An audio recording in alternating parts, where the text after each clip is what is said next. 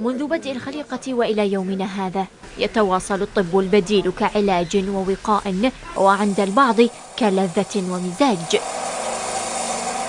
بذور تعصر تعطي للإنسان دواء لداء ألم به، وأخرى تمزج لتتحول إلى تركيبة لا يؤخذ بها إلا من الفاهم العارف، خشية تحول الفائدة إلى ضرر.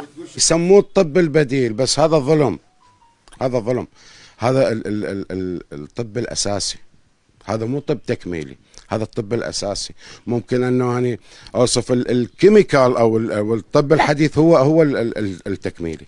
أوراق الطبيعة وبذورها تنحت جانبا، وحلت محلها المواد الكيميائية الباهظة الثمن، وبقيت هي على حالها رخيصة مكملة أو بديلة بفعل التسارع والحداثة، وبزاوية عند الأغلبية تبقى موروثا شعبيا وحلا عند غلق الأبواب. دائما عالم يقولون مثلا الأعشاب تفيد ما تضر، وهذا يعني المصطلح كلش خطأ. يعني اكو شغلات يعني تأذي، مثلا شيء بسيط اجيب ليش مثلا الزنجبيل، هو كل زين، صيدلية كاملة الزنجبيل، بس مرات اللي عنده ضغط يأثر عليه.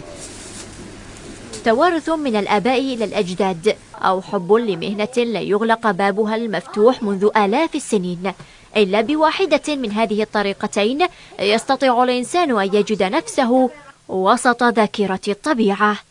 الأعشاب روح الطبيعة المخبأ في عباءتها الخضراء، طب يسبق المختبر والمذخر والمستشفى بقرون.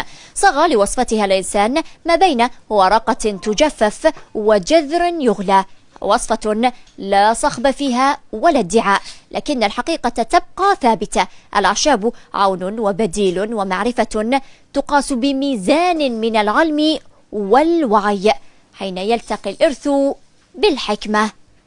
شروق الغانم، بغداد، العراقية الإخبارية.